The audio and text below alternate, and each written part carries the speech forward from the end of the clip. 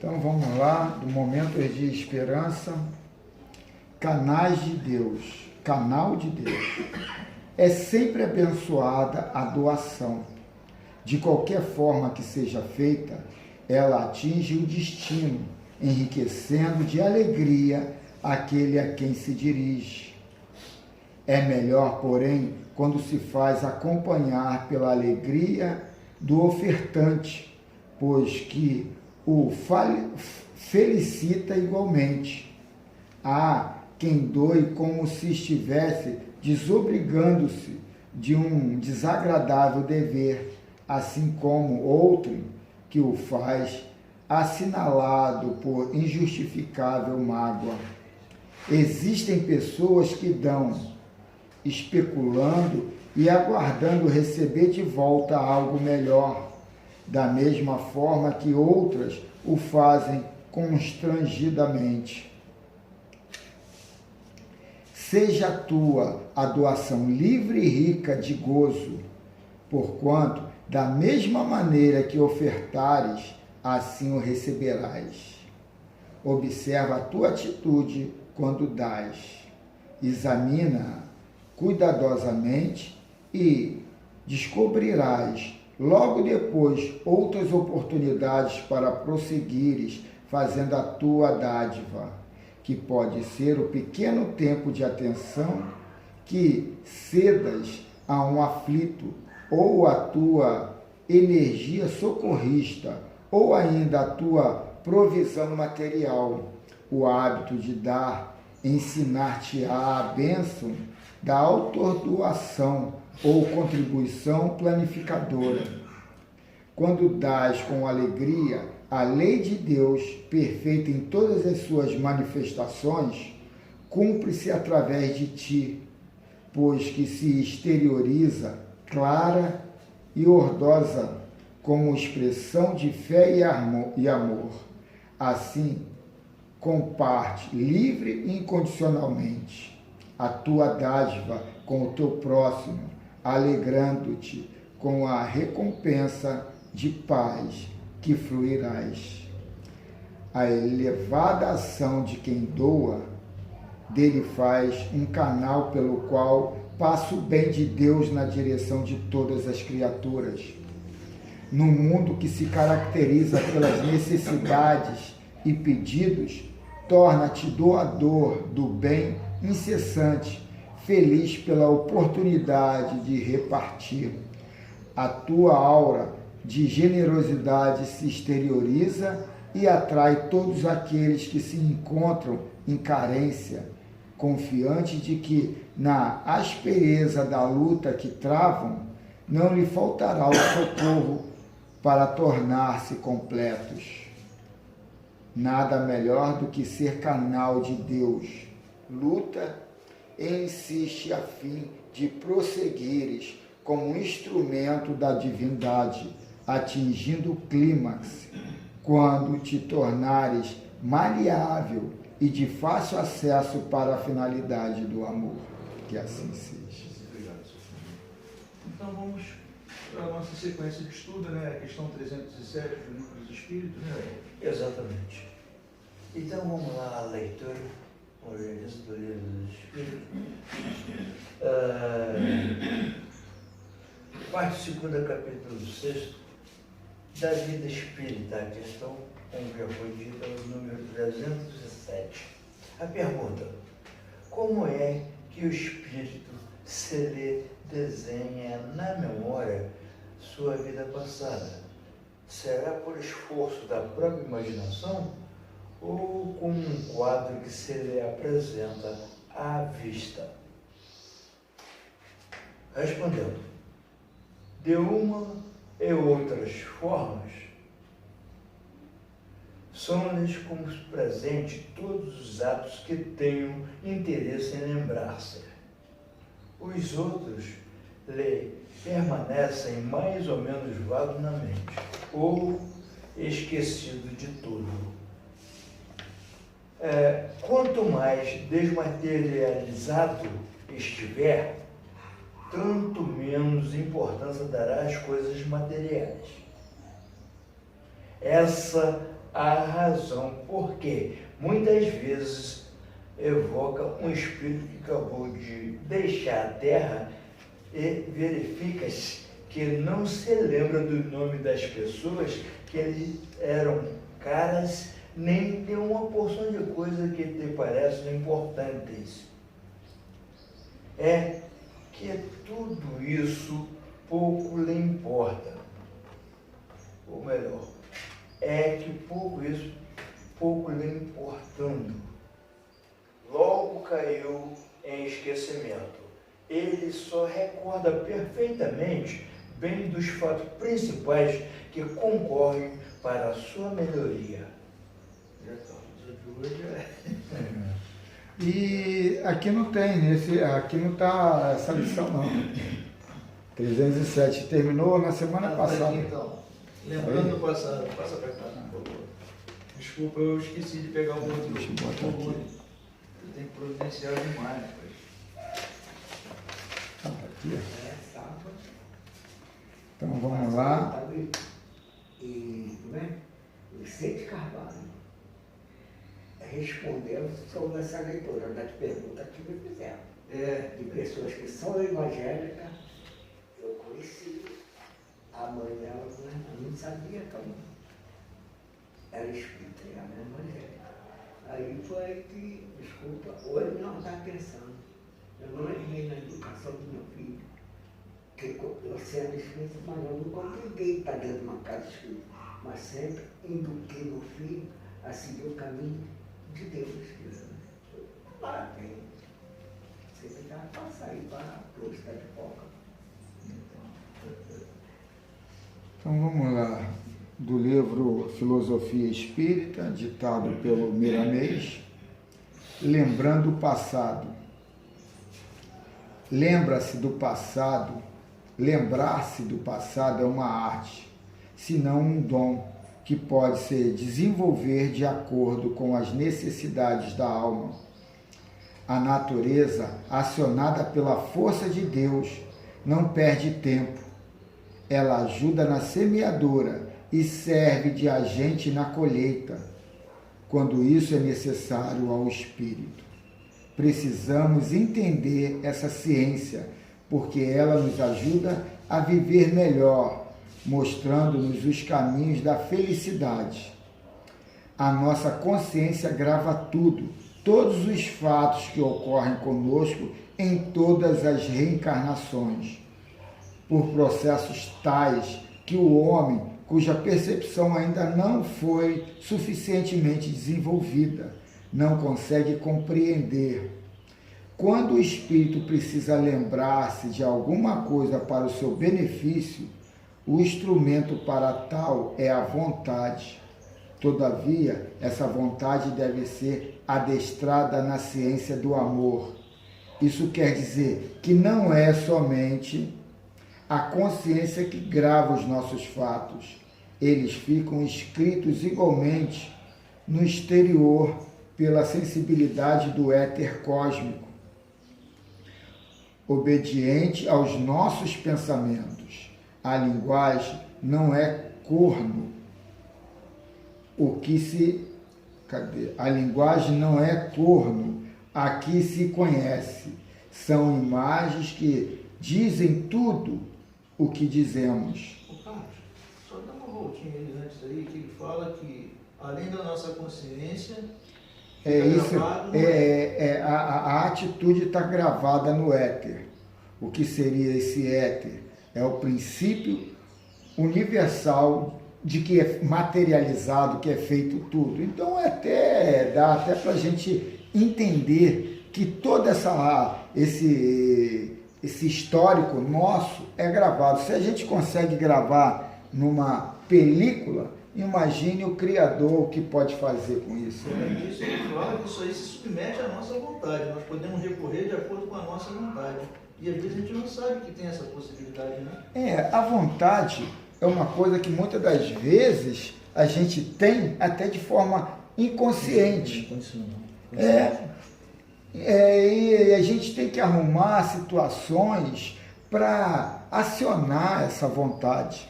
Até a forma de fazer a prece. Tem um livro ditado pelo Cristo, segundo livro, né? Que ele incentiva a gente na hora da prece, nossa, pessoal, única ali, sozinho, que a gente fique de joelho, que a gente abaixe a cabeça, que a gente faça essa prece fervorosa. E ele coloca, aquela situação não é para Deus, não. Deus é Deus, é para você. Então ele coloca que isso tudo são mecanismos para a gente se predispor a uma renúncia, a uma humildade, para a gente trabalhar isso conosco mesmo, para na hora da prece ir de uma forma mais direcionada e que chegue lá. Então a gente tem que entender todo esse lado de fazer a prece, entender todo esse lado pequeno nosso, que ainda a vaidade, o egoísmo, está muito impregnado, que até no nosso particular a gente não consegue se desprender.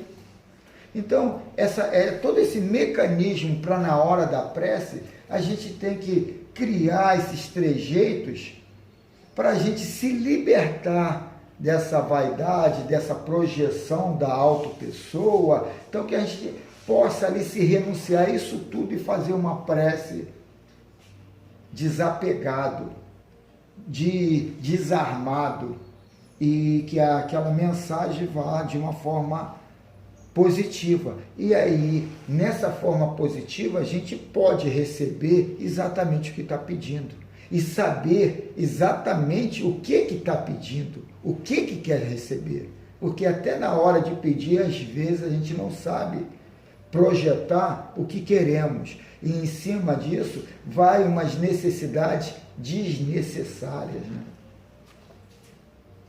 Então, cadê? Lembra aqui que eu parei no corno. A linguagem não é corno, aqui se conhece. São imagens que dizem tudo o que fazemos. E ao subirem para o consciente, despertam em nós poderes e nos fazem relembrar de tudo o que realizamos com todos os seus detalhes. Aí ele já coloca aqui, define o que é essa mensagem presa no éter. A regressão da memória nos mostra essa realidade, fato comum no exercício de certas mediunidades, como, por exemplo, a escrevente. O passado é um celeiro de guardados daquilo que pensamos e dizemos. É nesse sentido que o Evangelho diz, com prioridade, que nada fica escondido. Escrevemos dentro de nós, no livro da consciência, e o hábito divino registra tudo referente à nossa vida, para entregar a Deus o que somos e o que estamos fazendo. Ninguém engana a Deus nem a si mesmo. Não há condições de ocultar os nossos erros ante a nossa vida. Querer enganarmos a nós mesmos é perder o tempo que poderíamos aproveitar em subir mais um degrau, ascendendo em busca da luz. O espírito evoluído, que já se libertou das paixões humanas, que encontra no amor seu próprio alimento de vida, pode ir ao passado quando desejar, extraindo dele experiências que lhe servem.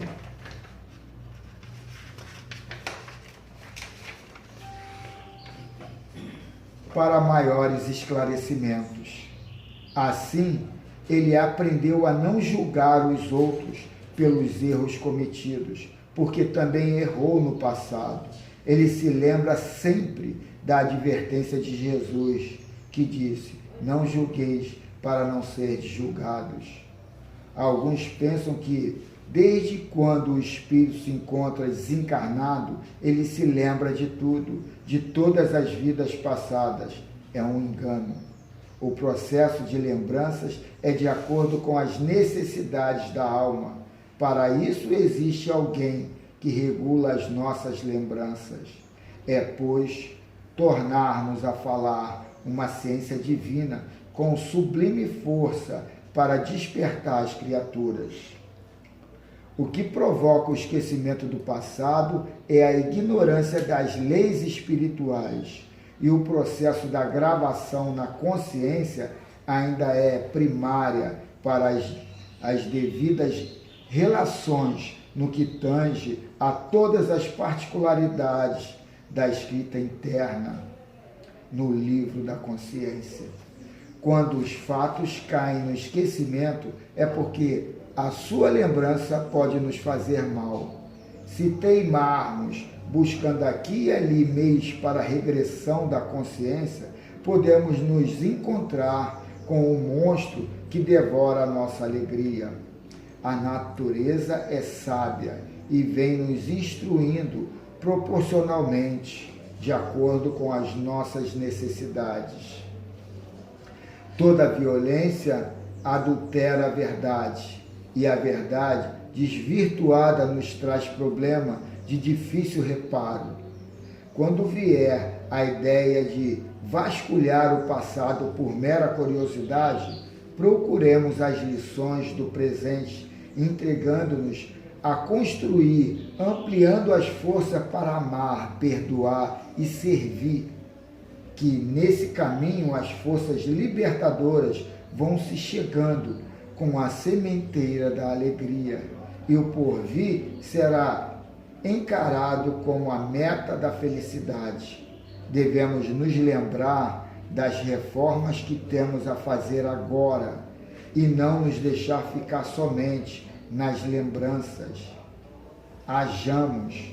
Livro Filosofia Espírita. Aqui é o início.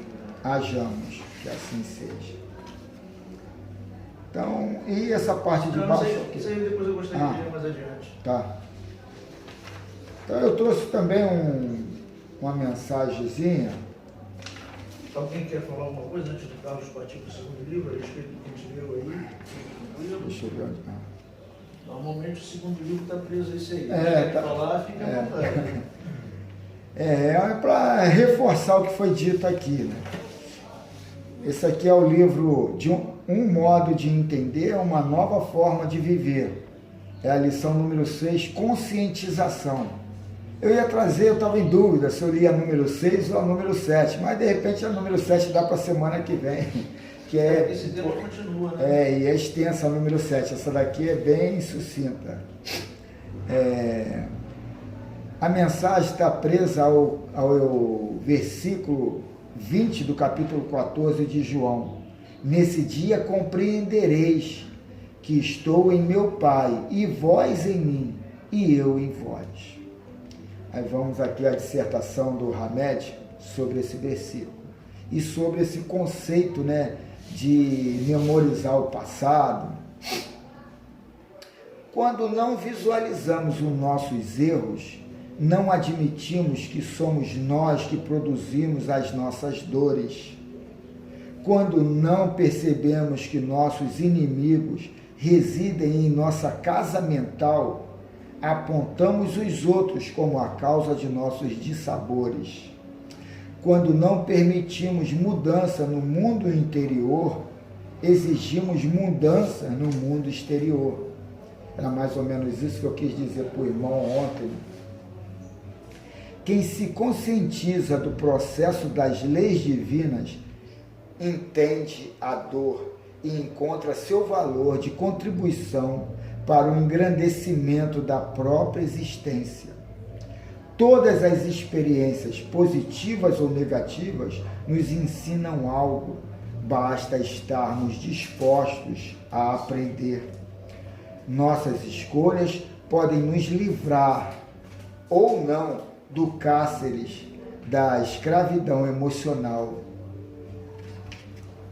A mensagem da inteligência universal é sempre aquela que incentiva a conscientização de nossas potencialidades e dons naturais. Bem lá no começo, né? A gente vê pessoas que vivem no começo desse livro aí.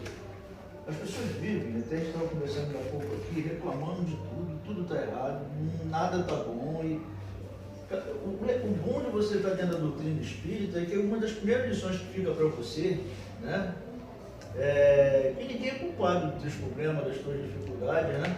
A dificuldade quando surge é igual aquela pedrinha que bate dentro do sapato da gente, que a gente tem que parar para tirar, né? É o tempo da reflexão. Bateu um problema, bateu uma dificuldade, ao invés de eu culpar Elfo, culpar seu Fernando, eu tenho que olhar o porquê que surgiu aquilo ali. Né? Ele sempre foi por minha iniciativa. Então é um dos princípios básicos. É claro que no relacionamento, por exemplo, dentro de casa, sempre vai ter um desentendimento, o outro, você buscando um melhor acordo, né?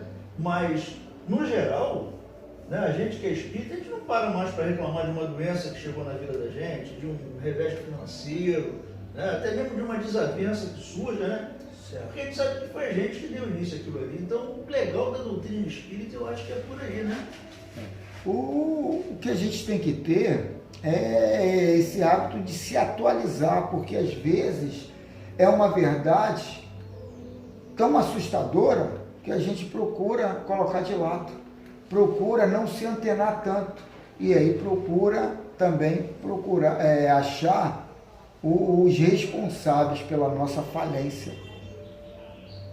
Então, muitas vezes a gente vai ver espíritas, até companheiros nossos, nessa reclamação, no qual aquilo ali é o expurgo da agonia, da ira, do escândalo, da finalidade, da objetividade que se cristalizou, que se materializou da nossa vida.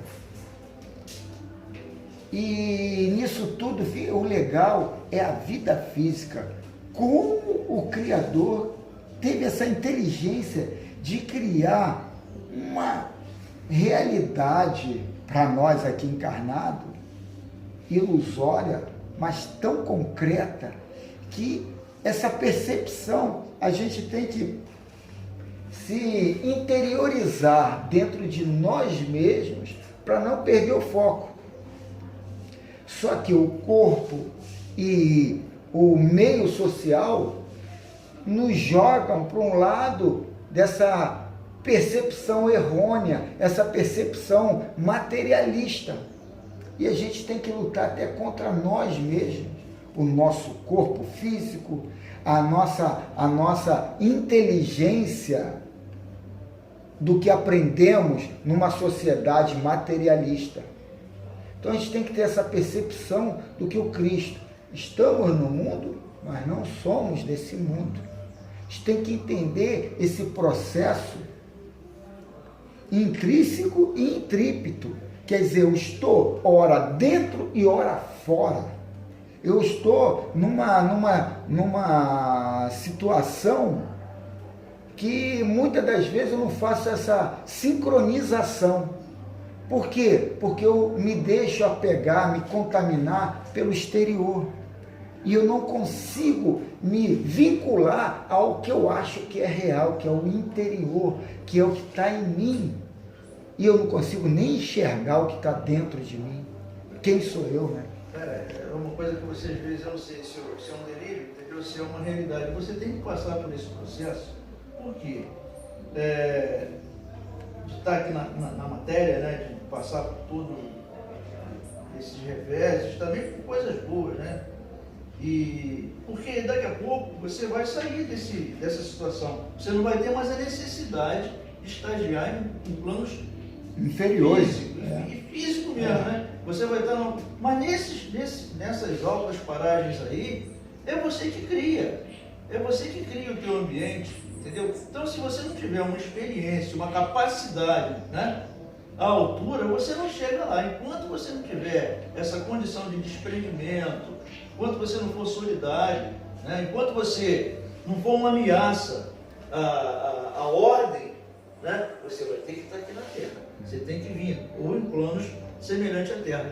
Tanto é que você começa como, né, segundo dizem aí, né? Você começa lá para nós no mineral, mas antes disso a gente já deve ter um outro processo que a gente não entende, não sabe como é que ele faz, né? E você vai fazendo essa evolução e chega a essa condição de homem, que hoje a gente está encarnado, amanhã está desencarnado, hoje a gente está preso, amanhã a gente está liberto lá em cima. Mas a gente está lá em cima num ambiente que às vezes a gente cria problemas e dificuldades. E não pode. Lá tem, né? E lá vai ser a eternidade. Cara, é um processo muito bonito, uma coisa que quando tu para pensar, né? Cara, são destilações e mais destilações, até se chegar a uma matéria bem sutil, bem desprendida de tudo. Né? E por que eu fico nessa teimosia de fazer a coisa errada? Sempre vai ter uma peneira na tua vida. Quando despertarmos espiritualmente, passamos a entender a dor por outro prisma. A vida é um processo evolutivo no qual todos somos criaturas caminhantes. Precisamos ainda percorrer um longo trajeto para atingir o desenvolvimento total de nossas aptidões inatas. A consciência divina apenas espera nosso despertar, ou seja, que saiamos do sono da inconsciência de nós mesmos.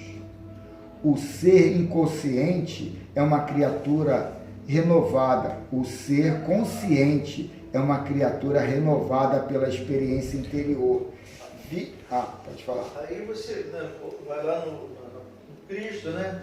Onde ele fala, né, das potencialidades que nós temos, né, que somos deuses e tal. Né? Aí você entende por quê. Porque são potencialidades que estão latentes. Você só não está sabendo utilizar isso aí porque os prazeres mundanos, né, são a nossa preocupação no momento. E o problema todo é a gente entrar numa depressão do pessimismo. Sexta-feira eu fui fazer uma apresentação de uma empresa nova que está se associando na distribuidora. E aí eu fiz a apresentação dos produtos. Aí na hora que chegou o vinho lá, eu tinha um vinho novo. Aí eu falei do vinho. E o preço do vinho é meio salgado, comparando com o líder de mercado, que é o Galhoto não, é o Pérgola. Pérgola e Galhoto, nós dois. Não, mas no Brasil é o Pérgola, o Galhoto não chega nem perto, é o Pérgola. Aí ela chegou para mim e falou, quem é que vai comprar esse vinho? Que é do Pérgola. Falei, pô, olha bem, o Pérgola começou como? Com nada. Começou com a garrafa e o vinho ali dentro. Esse aqui está começando com um diferencial maior. Aí eu fui falar do diferencial, do que era o vinho, né? Que tem um garoto propaganda no vinho, que é o Ratinho. E que ele é formador de opinião. Ele... O cara é youtuber? O cara é youtuber? Não, o Ratinho. O Ratinho. O Ratinho da televisão. No vinho tem uma gargalheirazinha, que aqui tem um R Code. Tu vai lá e põe teu celular e vê no R Code, ele fala, esse é meu vinho, esse vinho é muito bom, e blá blá blá blá blá blá. Fala lá, ele puxando a responsabilidade para ele. O Galvão Bueno fez com dele, né? Mas só que Aurora, o Galvão né? Que você bota, né? Ele é sócio da Aurora, você bota também no QR Code. Não é da Aurora, do Galvão não. Era dele mesmo, a marca dele. Tem dele, sócio, ele comprou um pedaço. Comprou. Aí você coloca o QR Code também. Mas é muito caro e não pegou. Aí eu coloquei e falei o seguinte, nós temos um material muito maior do que o do concorrente e chegou ao que chegou. O nosso tendo isso e tendo essa equipe de vendas e de promoção, coisa que ninguém tem. A gente tem que ter essa noção, sabe, de ser positivo. A gente tem que ter a noção de que, eu tenho aqui uma coisa muito boa e com o meu trabalho, isso aqui vai ficar... O cara já se sentiu derrotado antes de começar. Aí eu falei, a gente tem que ver as coisas sempre na parte acima da média e não abaixo do meio. E às vezes a gente pega esse hábito de ver só abaixo do meio. Aquilo ali está meio vazio e não está meio cheio. Aquilo ali, vai dar um trabalhão danado, eu quero já uma coisa pronta para já chegar e ganhar dinheiro. Aqui, a gente tem que gozar pela arte de fazer criar aquilo, de fazer aquilo, aquilo não era nada, hoje é isso, e fui eu, parte do processo, ou uma grande responsabilidade nesse processo. Então, a nossa vida, a gente tem que entender essa parte empreendedora, de gozar, sabe, por cada parte desse percurso do engrandecimento da alma. A gente entra em depressão e a melancolia é o passo anterior ao suicídio. Tanto na vida material, né, com essa visão, é empreendedora do crescer, ser empreendedor, e também a visão espiritual. A gente Espiritual. não tem que ficar nessa de, Não. sabe, de que somos perseguidos, de que não temos sorte. Não tenho dinheiro, Não. eu não tenho isso. Tu não tem nada porque você não plasmou, você não construiu. E não adianta agora, eu vou para a igreja que vai mudar a minha vida, eu vou para o centro que vai mudar a minha vida. Que vai mudar a tua vida é teu comportamento. E as pessoas não entendem isso. Ah, eu não tenho o dom disso, eu não tenho o dom daquilo. Não existe dom. Mas tem aquele detalhe, né, cara? Você foi, você fez. Se de repente não vê aquele retorno de prosperidade, como as pessoas falam, seja material ou seja espiritual, né? Você fez o que podia. Você tem uma frase muito legal que você falou uma vez, uma situação que você viveu, que você fez de tudo para conseguir trazer alguma coisa e você não conseguiu aquela coisa que você queria trazer. Aí você falou assim, não, Senhor, agora está nas tuas mãos. É isso que às vezes falta para a gente, sabe? Eu fiz, daí para frente é com Deus e Ele vai te dar uma resposta, né? Porque você precisava ter aquela... É a tal estrada de Damasco, um encontro com Cristo. O problema todo é a gente não ser interesseiro. O problema todo é a gente ser empreendedor. Karl Marx, um economista do passado, ele coloca muito isso, a diferença entre o empregado e o patrão. O empregado reza para as férias, o patrão não quer férias. O empregado vai lá, acabou a hora, vai para casa. O empregado fica depois da hora, o patrão fica depois da hora. E Jesus coloca isso também no filho pródigo. Ele coloca esse lado empreendedor. Você não é meu empregado, você é meu filho. Então a gente tem que entender, o empregado, se errar, está na rua. O filho não, o filho é teu, mano. Tu tem que abraçar. Tu tem que transformar ele a ser uma pessoa melhor. Não adianta ficar de birrinha, não vou falar mais com ele, é teu filho. Você vai ter que desenrolar isso, desatar esse caroço e botar ali o anguzinho no final bem. Então a gente tem que entender esse processo. Se eu não consigo fazer isso eu comigo mesmo, imagine eu com meu filho, com meu empregado. Então a gente tem que entender esse lado, sabe, desvirtuoso, autossabotador, que a gente age conosco mesmo, em cima de uma filosofia de malandragem. Não tem malandragem. No final a semeadura é batata. Está aí no puricórnio. Então vamos continuar.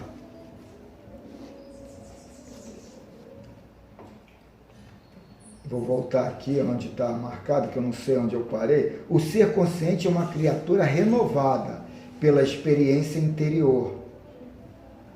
Vive na iluminação íntima como uma pessoa comum no seio da coletividade. Seu eixo de sustentação não se encontra fora, mas dentro de si. Dispensou a segurança das expectativas e das idealizações do eu inferior, porque tem a convicção e a estabilidade sublime do eu superior. Repete, por favor, só para o quê? Ele tinha lido isso aí. Falou justamente nesse final. Seu eixo de sustentação não se encontra fora, mas dentro de si. Dispensou a segurança das expectativas e das idealizações do eu inferior. É aquilo que se falou do pedido, agora está na sua mão, pai. Ele vem pelo lado da filosofia, vocês às vezes vêm pelo lado da matemática. Tem uma coisa chamada centro de gravidade que todo o corpo tem. Se você descobrir o centro de gravidade do planeta Terra, né, você sustenta ele como um fogo. O que é centro de gravidade? Centro de gravidade. Centro de gravidade. É um centro de apoio que tem. Se tu descobrir o centro de apoio da Terra, tu segura a Terra com o teu dedo. Tu pode fazer essa experiência com uma cadeira. A cadeira você tem qualquer. duas formas de colocar em pé, ou assim ou pelo centro da Você gravidade. consegue sustentar toneladas com o teu dedo, desde que você descubra o centro de gravidade daquele corpo. Exato. Se você descobre o centro, igual ele falou aí, aí é centro de... Cadê o eixo de sustentação? do teu eu, que está dentro de você, tu dominou a tua vida, cara. Tu vai... O problema é que a gente está em transição e há equinócios e equinócios e equinócios. Mas o Carlos pode explicar muito bem isso aí. Tem uma hora que não dá para você levar teu... Eu vejo sempre contar os casos pessoais dele. O teu eixo de sustentação na mais... Mas aí... Sempre ele. Você está até no eixo de sustentação, mas aí acontece uma coisa muitas vezes que você... Ou às vezes você até suporta até um certo momento e chega aquele momento dali que você não vai suportar o eixo de sustentação. Aí tu... Mas é que tá, aquela parte que a gente não consegue se sustentar por causa das dúvidas, dos medos. E aí que está o poder da autorreciclação. Você se reciclar constantemente em cima de verdades que vai criar esse alicerce para caminhadas futuras. Então a gente já tem que entender qual é a minha dúvida, qual é o meu medo. E quando a gente entende, esse meu medo é infantil, esse meu medo é pequeno. Quando você nota que a falência é um resultado desse medo, dessa dúvida, e é um resultado porque eu não enfrentei o meu medo e a minha dúvida, tudo fica pequeno, tudo fica simples. É só enfrentar, e de forma desarmada. E de forma leal com você mesmo. Então, o medo da morte, o medo da falência financeira, o medo da humilhação, o medo de tudo. Porque o segundo maior medo da humanidade é a rejeição. E por que eu me dou esse capricho? A humilhação também faz parte do crescimento, cara. Não, sim, mas é o que eu estou dizendo. Eu saí do banco para ser vendedor, no começo eu fui humilhado pra cacete. Mas aí é que tá. Mas você foi humilhado porque você sentiu humilhação. De repente a mensagem não foi humilhante, você conotou de forma humilhante. Eu absorvi aquilo e fiquei envergonhado comigo, porque eu ostentava uma situação e hoje eu não ostento ela. Toda mudança de vida, cara, ela muitas vezes, quando você sai da tua zona de conforto e quer arriscar uma coisa mais, como é que eu vou dizer, desenvolver uma coisa diferente, você está sujeito a passar pela humilhação. Até porque você é ganso novo, né? Você é pato novo ali, aí o cara vai pegar e vai te humilhar. Sim. Então você está sempre na zona de conforto. Mas aí é que tá. E por incrível que pareça, se você ficar quieto e olhar mais além, você vai ver que aquilo dali está te dando um crescimento. Sim, mas aí essa percepção que é o difícil. Você se renunciar pela proposta exterior, que não sei nem se é exterior, se eu é que estou vendo dessa forma de fora para dentro, se renunciar a tudo e se comportar de uma forma a aceitar o seu estágio, de entender que aquilo tudo é falácia, tudo é retórica. E o que é essencial é a minha convicção.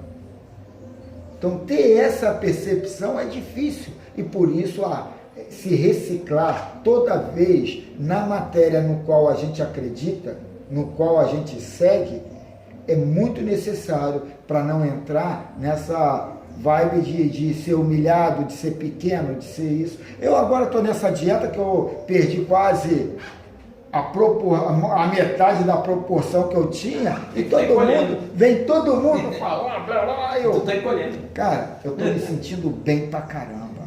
Aí todo mundo, não pode ser. Eu falei, eu antes ficava preocupado com tudo. Hoje eu fico lutando comigo, quanto tempo a mais eu vou ficar sem comer. E quanto mais eu vacilo nisso, mais eu fico viciado em querer comer em menor tempo ali na frente. É uma caminhada, né? Tu começa a fazer caminhada, tu não quer parar mais. Aí eu fico assim, por que eu comecei a comer isso aqui se eu poderia ficar esse tempo sem comer isso aqui? E você vai ver que tudo isso é coisa da cabeça, é você se auto-sabotando. Aí vem toda a filosofia da Terra. Mas se você ficar sem comer, você vai morrer, vai isso, aquilo. Mas se eu comer, eu vou morrer. Essa semana, quinta-feira passada, morreu a irmã de uma secretária da empresa de diabetes. Eu falei, e diabetes mata? Para mim, tu morre de alguma coisa que a diabetes causou. Não, mas aí é que tá. A diabetes não é o sinal. Morreu de... O que é morrer de diabetes? Não existe. É. A diabetes é Você um tem que ter o sintoma, é que nem a AIDS. Tu morre de outra É. coisa, mas iniciou pelo vírus da AIDS. Então, aí ela explicou que o sangue da irmã dela já estava podre. Aí eu falei, ué, mas ela notou isso em cima da hora? Ela não entrou numa dieta, não correu para fazer uma hemodiálise, aí ela colocou um lado técnico que eu desconheço, e aí eu não comecei, morreu o assunto. A garota tem 32 anos. 32 anos, eu falei, caramba, 32 anos e morreu com sangue podre. Já estava a 800 e pouco a taxa de glicemia, devia estar muito tempo por isso. Aí eu até falei com essa menina, a secretária, falei, pô, a diabetes, para quem é materializado, é uma coisa muito cruel. Para quem é espiritualizado, é só uma prova. Só está ali, ó, te testando até onde você consegue caminhar. E o legal, quando tu é espiritualizado, que você não vê aquilo com choro, com melancolia, com raiva, com ódio. Tu vê aquilo, então, querendo me testar, mas eu vou ser mais forte. Eu posso, eu consigo. Então, o legal é a gente trabalhar essa visão. Hoje eu faço um tipo de dieta que a carne não é bom cortar para quem é diabético, e eu cortei. Mas isso aí é igual as provações, né? É. Cigarro, droga, tudo é provação. Então isso tudo a gente tem que ver pelo lado, sabe, empreendedor da coisa, e não pelo lado da falência, do perder. Deixa eu ver aqui. O eu superior. Não obstante a nossa origem sagrada, quer dizer, não opondo-se à nossa origem sagrada, muitos entraves nos prendem à ideia de separação da unidade cósmica, o que foi lido agora, contrariando o que o Mestre nos ensinou ao afirmar que nesse dia compreendereis que estou em meu Pai, e vós em mim, e eu em vós. Ele se identificou com a paternidade celestial, a imagem e semelhança da divindade que o criou. Que assim seja. Eu pensei que tinha muito mais coisa. Não, Eu mandei umazinha ontem para você viu, Valdir, aquela do presidente do Banco do Brasil, diretor do Banco do Brasil, de 50 anos? O cara, no meio de uma reunião, Carlos, eu até mandar para tu, no meio de uma reunião, ele é diretor, o cara entrou com um programa aprendiz do Banco do Brasil, 15 anos. No meio de uma reunião da diretoria lá do banco, sexta-feira, o cara passou mal e buf, morreu. Do nada. E o cara parece que não tinha histórico, basicamente assim de nada, parece que deu um problema do coração lá. Até eu mandei para Valdemir, usar para Valdemir, estava ali na internet, aí mandei. Eu achei até, o cara não tinha 50 anos. Pode ser como é que é o nome daquele que morreu, o Kardec? Aneurisma, pode ser um surto. O cara no meio da reunião começou a passar mal, levaram ele para o hospital, lá para o Einstein, em São Paulo, aí o cara foi... O meu vizinho, um colega meu bem mais novo do que eu, morreu tomando banho, foi aneurisma.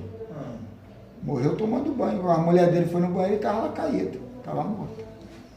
Então, quer dizer, é a necessidade de cada um, né? É a colheita.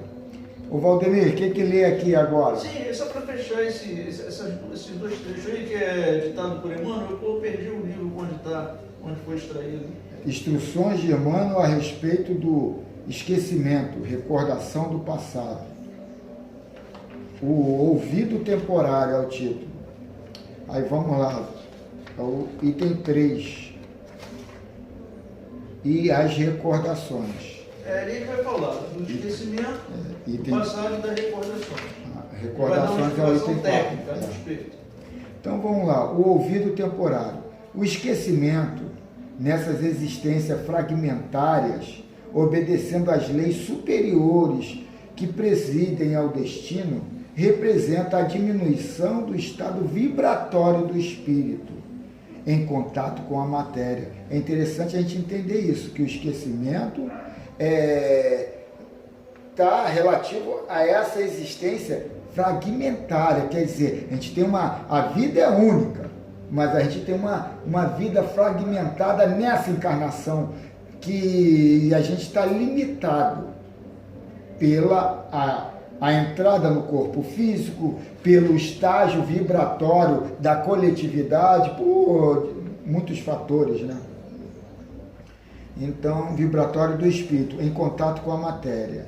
Esse ouvido é necessário, e afastando-se os benefícios espirituais que essa questão implica, à luz das convicções, à luz das concepções científicas, pode esse problema ser estudado atenciosamente.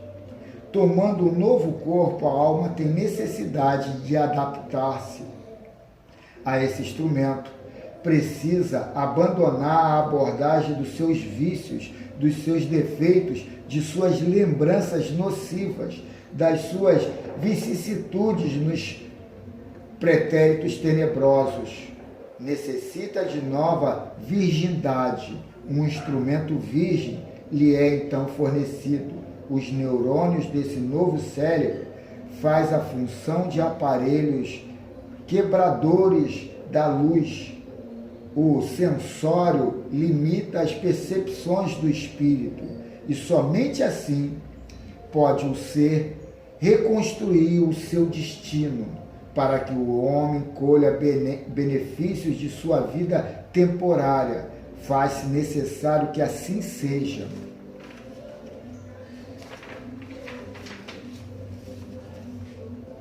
Sua consciência é apenas a parte emergente de sua consciência espiritual.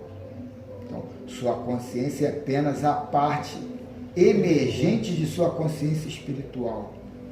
Seus sentidos constituem apenas o necessário à sua evolução no plano terrestre. Daí a exiguidade das suas percepções visuais e auditivas em relação aos números inconcebíveis de vibrações que o cercam.